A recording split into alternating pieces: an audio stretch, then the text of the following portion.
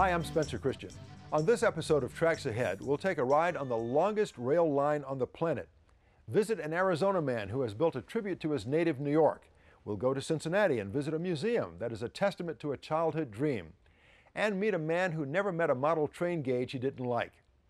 I mentioned the Trans-Siberian Railroad and you'll get an image of snow, Dr. Zhivago, and perhaps hear Laura's theme. The line is the longest rail line in the world, crossing 8 time zones as it makes its way from the Pacific Ocean to Eastern Europe. Let's take a ride on the Golden Eagle Express.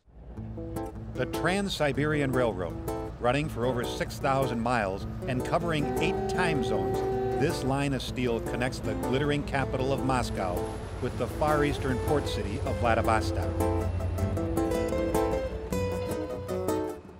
Started in 1891 by Tsar Nicholas II, the line was intended to unite Europe and Asia and unlock the riches of Siberia. Taking 25 years to complete, by 1916, with the bridge across the Amur River, tracks stretched from the Baltic to the Pacific. Completely electrified only since 2002, the line serves a vital link for the Russian nation and opens up the vastness of land to everyone. If you're interested in travel, you have no doubt dreamed of one day riding this fabled line. It's on everybody's bucket list, I think. Just about every schoolboy's bucket list to travel on it one day. Even if they don't, it's on the list. There is no better way for Westerners to experience this vast country than by traveling the line on the Golden Eagle Trans-Siberian Express. In 2007, we launched the Golden Eagle, which is Russia's premier train. 21 carriages, totally en suite, high quality dining, a luxury cruise train. The starting point of our journey is Vladivostok. The home of the Russian Pacific Fleet, the city was closed to foreigners until 1991. Now anyone can walk through the arsenal, which has been protecting the city since the 19th century. Our visit will take us to the World War II Fleet Submarine Exhibit and Navy Memorial. Plus, we'll visit the Arseniev Museum to see some examples of the aerial wildlife, including the famed Siberian tiger. As our train pulls into the station, the crew and passengers alike get ready for this 2-week journey. A lot of people come to visit our country, but they only come flying in to see Moscow, St. Petersburg, probably a couple other places in the European part of the country. And the real Russia is not only that. The real Russia is vast and huge. And to understand how big and how beautiful and how different and varied it can be, this is the best way of doing it. Tatiana will be our guide for the next 2 weeks. Khabarovsk usually was the showcase for the Soviet Far East, and it was historically a merchant place, a center of commerce, starting from the 19th century. So streets there were made very nice and wide. There are a lot of beautiful architecture in that city, and it's experiencing the boost of development and construction at the moment. And also you will see the beautiful Amur River, the widest river that the Trans-Siberian crosses, and we will cross the Amur there in Khabarovsk by the longest bridge on the whole Trans-Siberian, the bridge that is about 2.5 kilometers long. We are only going to spend half a day in one other city, and we're going to visit the national park that's located in about 50 kilometers from the city.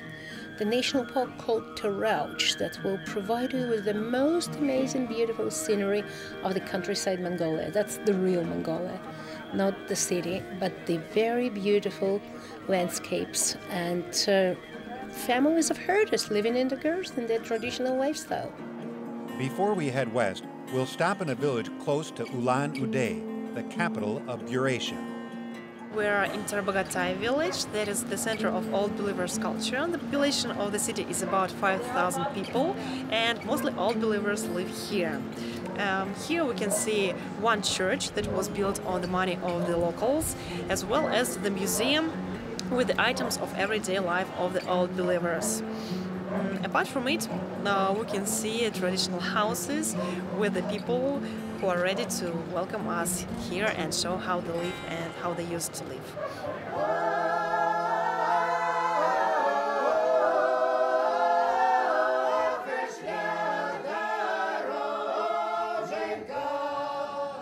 The largest freshwater lake in the world, Lake Baikal, is probably the gem of our trip. Traveling on a section of the old Circumbaikal Railway, everyone gets a look at the stunning scenery, which is beautiful in any weather. A dip in the lake is supposed to add years to your life. It was very cold. Well, it's something I've wanted to do for a long time, and I finally did it all the way in. All the way in. Oh, come on! Come on! Ow. You just can't stay too long, that's all I can tell you.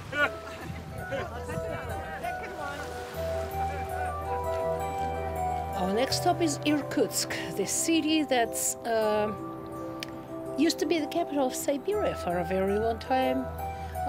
Relatively small, but quite old, 350 years. It has a lot of culture and a lot of education and a lot of architecture and a lot of history in it. And it provides all different kinds of experiences. We will be walking through the city. We will have a visit to the house of Prince Volkonsky, one of the exiled Decembrists, with a very nice concert there. For the train staff, the time on board is just like any hotel. Napkins are folded, food is prepared, meals are served, and beds are made. For the passengers, the days can be spent relaxing, catching up on photos and email, or just watching the passing trains or the small villages and miles of forest that fly by the window. Our next stop will be Yekaterinburg, the city that's located on the border of Europe and Asia. That's when we cross from Siberia into European Russia. And also, nowadays the city is associated with the names of the Romanovs. That was the last place where they lived, and that was where they were executed. We're going to make a stop by the big cathedral. Cathedral on the Blood, constructed in their memory and in the memory of everybody who died during the Civil War. Kazan is an ancient city which recently celebrated its 1000th year. A mix of Orthodox and Tatar cultures, it sits astride the Volga River. For Russians, the city has a special meaning. It is home to the famous Russian singer Fyodor Shalapin. Some of his repertoire is presented at a special concert. And we terminate our journey in the capital of Russia, in Moscow. That's the most cosmopolitan and the most fast-developing, the most hectic, but the most interesting and thriving city in the whole country. City that has a lot of history, a lot of culture, and a lot of most interesting and beautiful places to see.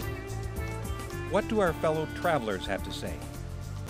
We've enjoyed it. I think it's been very good. The food's been nice. The countryside has been lovely to see, and I think the tour's been well conducted. We have a world map at home on the back hall wall, and it has pins where we've been, and I kept saying, look at this whole big part of the world, no pins. We need to go there. I like very much. I must say, I've been to Siberia before, but this has been absolutely fabulous trip. Do it. It's the only thing I can say because it's just been so good. Forget about the cost, anything like that. I think it's just been a wonderful experience. The Golden Eagle Trans-Siberian Express did indeed show us the vastness of Russia, a new and fascinating part of the world, and it did so in style. Trips on the Golden Eagle are truly trips of a lifetime and a wonderful adventure. Next, let's head to the Southwest, where a transplanted New Yorker shares his love of Lionel animated accessories on his interactive layout. What is it about a button that kids of all ages can't resist? That special curiosity is richly rewarded when visiting Angelo Latazzi's O-Gauge layout in Scottsdale, Arizona. With the touch of a button, visitors can control the animated accessories along his interactive model train layout. Well, I grew up in New York, in Woodhaven, Queens. Living in New York, we did get to make that pilgrimage to the Lionel showroom in Manhattan once in a while, and that's where I became exposed to trains on a big scale, and I was amazed at the scenery and the mountains and all those operating accessories. That's where I decided that I had to collect as many accessories as I could so I could put them into an operating layout. Angelo's collection includes over 24 Lionel and MTH accessories. My father started me. We had a little scout set running around the Christmas tree, I think when I was 2 1/2. And he put a table in the basement, so I had a little 4x8 train layout all through my childhood. Today, Angelo has over 500 trains, and his 20 by 30 feet layout is housed in a dedicated room over his 3-car garage. But no matter the size of the layout, according to Angelo, just like a real developer, you have to make the most of the space you have. To maximize his surface area, ingenuity is the name of the game. Many collectors, want that railroad yard on their layout, but most, well, if they have the space, go with the roundhouse. In my case, I didn't have the space, and just at the time I was looking to do something, Lionel came out with their reissue of their transfer table, and it was a perfect fit because now I could get some yard action and still manage it in size-wise. I always had to have an airport. I love model planes, and where to put it was a problem because it did take up some space, and I just had a eureka moment one day where I said, wow, why not put the airport in the sky? And it filled the other corner opposite my mountain, and I think it worked out pretty well. Angelo is particularly fond of his city sites. He's put a great deal of detail into these realistic scenes, which are loaded with buildings, vehicles, people, and lots of action.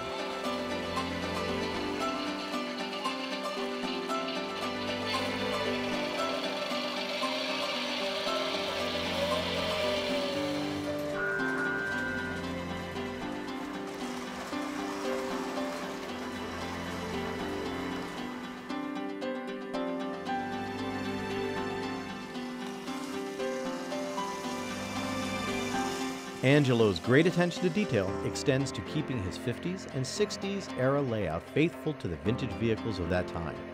He's accumulated quite a collection of die-cast cars and trucks. He also makes sure to add drivers and passengers to the vehicles for more realistic modeling scenes. I decided that the layout would have a mountain scene at some point, and the back corner seemed a perfect spot. I acquired this ON30 Bachmann engine, which runs on HO track, and I decided the best way to incorporate it into the layout would to put it across that back wall, and it just kind of blended in with the mountain theme that I was constructing at the time. Angelo's respect for every detail extends to the panoramic murals that blend into his layout. I noticed in visiting different train layouts that the best ones always had some scenery in the background. So that's what I started to do. I started to search the web for photos, and then I would stitch them together in the Photoshop, print them out, and I pasted them on poster board, and then I glued them to the wall. Hobbyists and builders are rarely content to rest on their laurels. There's always that next feature to develop, that new project on the drawing boards. Angelo's future plans include building a single-loop subway line and station, a nod to his New York roots and his multi-level real estate developer philosophy. And there will be, no doubt, an opportunity to add even more interactive buttons to the delight of his visitors. The layout is always evolving as Tony continues his work. Later in this program, we'll meet a man whose love of toy trains has encouraged him to incorporate all gauges into his collection. Before we do, we'll introduce you to a man whose childhood dream never left him. In fact, the dream sustained him throughout his retirement years and allowed him to leave a part of it to his community. Across the Ohio River from Cincinnati, in Covington, Kentucky, you'll find the Behringer Crawford Museum. The museum is dedicated to telling regional transportation stories. One of those stories started with local businessman Ray Farragher. He had a childhood dream. Ray's dream started when he was about 5 years old. His grandmother lived in a little home in Ludlow, Kentucky, and the streetcars had to circle around her house. And he would always see the motormen using this handle, and he thought that would be the neatest job. Ray joined the Navy, and by the time he returned home, the streetcars were gone. The demands of business kept Ray busy, but upon retirement, Ruth brought streetcars back into his life. That's when I bought him his first train, and he really got into it. I mean, he just, every day he was downstairs working on that train. Ray became ill and wanted his project to live on. He saw an opportunity in the form of the local museum. Beringer Crawford Museum was undergoing a major renovation and expansion project when Ray Farragher came in and told me about this fantastic layout that he had in his home that he had built and put together and wanted as part of his legacy and his family's legacy to share it with the rest of the community. And the layout fit in terrific with the plan and the development of the museum. The museum is all about stories, and this layout fit in perfectly with another story to tell about this region. It fits in beautifully to be able to tell the story of Ludlow, Kentucky and northern Kentucky in the 1940s. Plus, it brings in Ray's story. It's another example of tying our community in with its residents and its heritage. Getting the layout from Ray's basement to the museum required the expertise of John Lang and the Greater Cincinnati Garden Railway Society. It took us just about a year from the time we started dismantling at Ray's house to where we opened it down here. It was just about a year of effort, and that included like redoing a lot of the buildings, not rebuilding them, simply making sure lights were working and the people were in the right places. So it was all built as a replica, as exact as we could of what Ray had in his house. While some of the layout is fiction, many of the buildings are from Ray's childhood.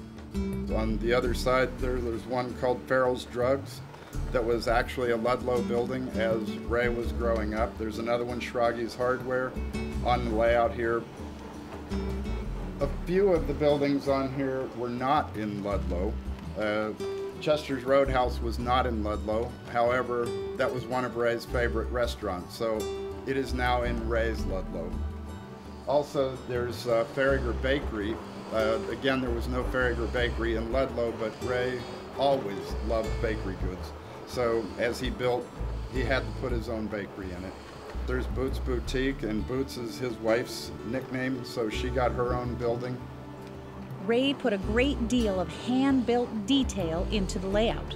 There is not a plastic kit anywhere on this layout. Every single one of them were built primarily from dollhouse parts, and if Ray couldn't find the parts, he made them. It's all handmade.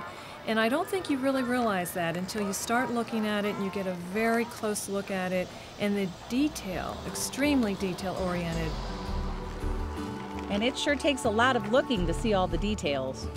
I worked with Ray for almost 3 years before he passed away, and even though I was up there almost every week, I'd walk in and see something and say, "Ray, you just added this," and he'd say, "No, it's been there all along, you just didn't see it." In addition to helping visitors experience the past, Beringer Crawford has other goals. I think the goal of having this layout here is multiple. Again, it's about the stories that the layout tells us. It's about the buildings, it's about the companies, it's about the residents of northern Kentucky.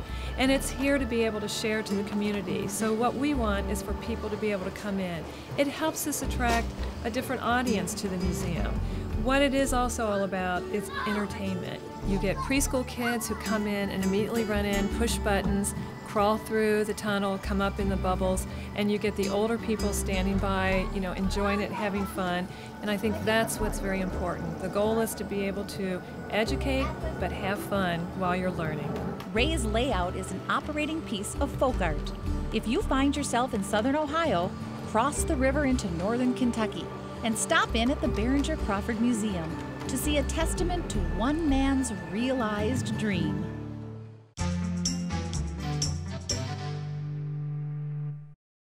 I never met a gauge I didn't like. Unlike most modelers who run one or maybe two different gauge models, Dennis Cannon runs 6 gauges on a 500 square foot layout boasting 800 feet of track.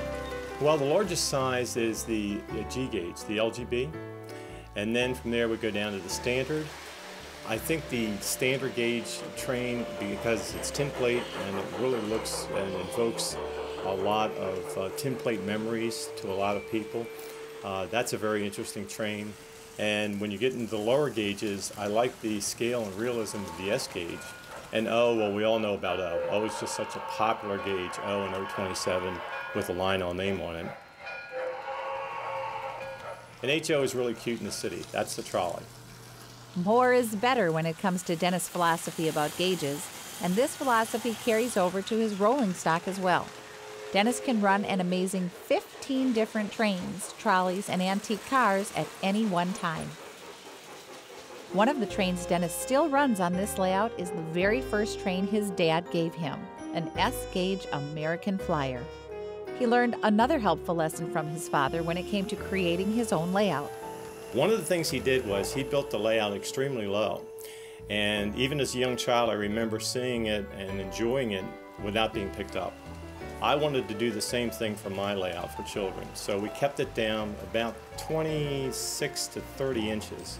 But I think it's most fun, and you'll even find adults stooping down in the layout and looking at ground level and remembering those childhood memories. The trains are long, and those trains can actually be totally hidden in a tunnel. Sometimes a train will go into a tunnel and stay there and come out later on, and a visitor or viewer will say, wow, I didn't remember seeing that.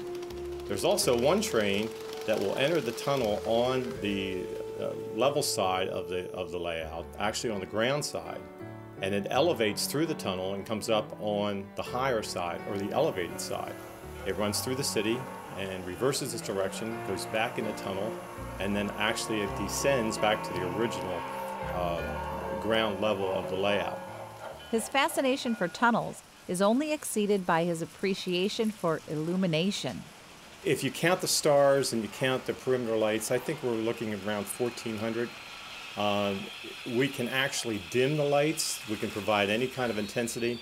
It's interesting when you look at a city, when the city gets a little sleepy, around 10, 11 o'clock, well, the lights dim.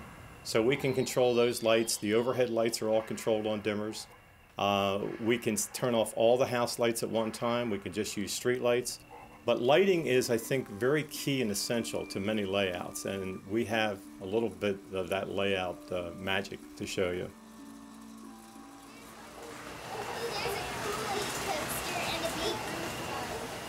To get children of all ages involved in checking out all the bells, whistles, and details involved in his labor of love, Dennis has developed something of a scavenger hunt game.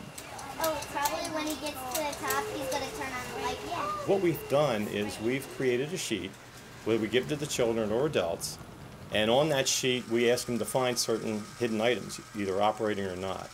So as you go around the perimeter layout, there's letters, and you will take down an A, B, C, D, whatever letter you see closest to that piece. At the end, we give you a score, and if you're a winner, you get a prize. It could be as little as a candy cane, or it could be a flashlight or a Santa surprise. So I think it's kind of interesting for the kids.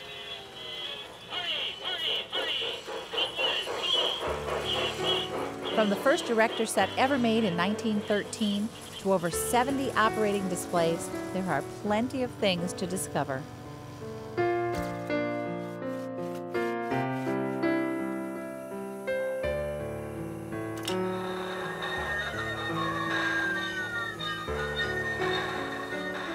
The famous memories in my lifetime were my trains and my father setting up my trains. So trains always invoked fun times and holidays.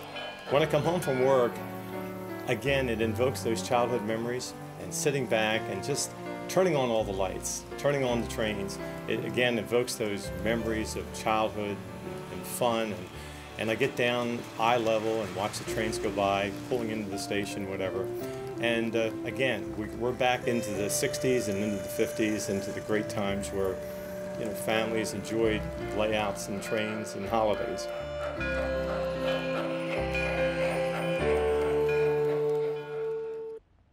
Dennis is quite active in the Gilbert Heritage Society, which preserves all things from the A.C. Gilbert Company. That's it for this episode. Please be sure to join us next time for more Tracks Ahead.